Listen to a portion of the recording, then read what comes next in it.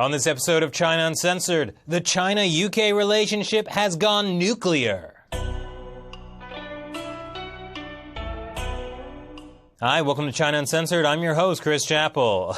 Oh man, Chinese leader Xi Jinping just got done with an amazing tour of the United Kingdom. And believe me, it was way better than hanging out with that stick-in-the-mud Barack Obama. Let's sample the delicate aroma of our fine wine. Come on, put on your sunglasses because it's time to party with the British entourage.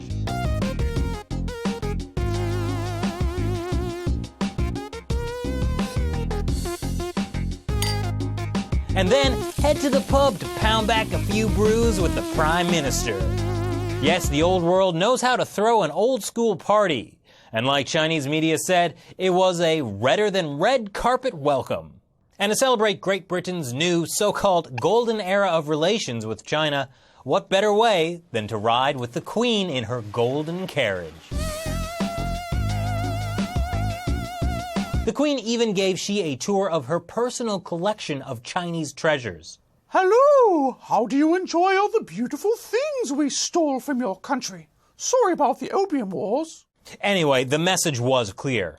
Britain is now China's best friend and the most open country to Chinese investment, and also the least open to frank dialogue about human rights, judging by how British police kept all the protesters behind metal barriers like cattle, and how the government prevented reporters from having any meaningful access to the Chinese leader during his entire visit.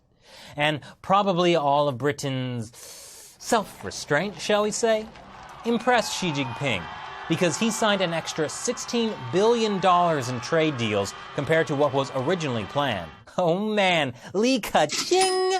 The UK is raking it in!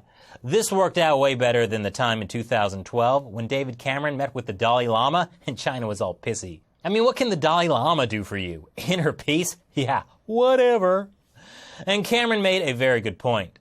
The stronger our economic, trading, business, and other partnerships, the stronger our relationship and the more able we are to have the necessary and frank discussions about other issues. It's the same logic former U.S. President Bill Clinton used back in 2000 when he pushed to open up permanent trade relations with China. And look how well that worked out. I mean, China's human rights situation is the best it's been in... oh, wow. That bar is pretty low. But anyway, the biggest deal to come out of this new golden era of relations is the announcement that China will invest a 30% stake in the construction of a nuclear reactor at England's Hinkley Point power station. Is letting China build a nuclear reactor in the UK a good idea? Some people don't think so. For example, Britain's own intelligence agents. There seems to be a concern that allowing a Chinese state-owned company to work on the nuclear reactor could give them an opportunity to insert backdoor traps into the technology. That could allow the Chinese regime to shut down the reactor in the event that the UK decides to, hurt the feelings of the Chinese people by, say, acknowledging Taiwanese independence. According to an anonymous security source quoted by The Times, there is a big division between the money men and the security side. The Treasury is in the lead and it isn't listening to anyone. They see China as an opportunity, but we see the threat. There's also a general concern from economists that while the UK is buying up everything China has to offer, there's not much money flowing the other way. But perhaps most disconcerting is how this affects the West's ability to deal with the Chinese regime. Up until now, the West has been able to collectively bargain with China, albeit not with overwhelming success. They pressure China to, for example, follow international law, improve human rights, etc. But now the UK has just sent the message that we won't even raise those concerns if the price is right. So other countries may start to feel pressure to do the same. This also affects the US's ability to get the UK support in its dealings with China. I mean, what happened to the good old days when the UK would follow whatever harebrained scheme America came up with? Also, it might not be wise for the UK to lean too hard on a country that could face a major economic crash or regime-toppling political instability. And both of those could easily happen within the next decade. And when that happens, all that glitters might not be gold in the golden age of UK-China relations. So what do you think? How many billions of dollars would you require in exchange for letting China build a nuclear reactor in your backyard?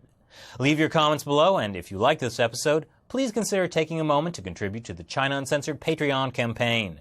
Once again, I'm Chris Chappell. See you next time. China has the largest network of high-speed rails in the world and plans to double its size by 2020. China is also in talks to build or sell high-speed trains in more than 20 countries. Chinese car manufacturers are looking to play the proverbial Thomas Edison to the Tesla car company. Meet Le Car. No, I'm not speaking French. Le in Chinese means happy.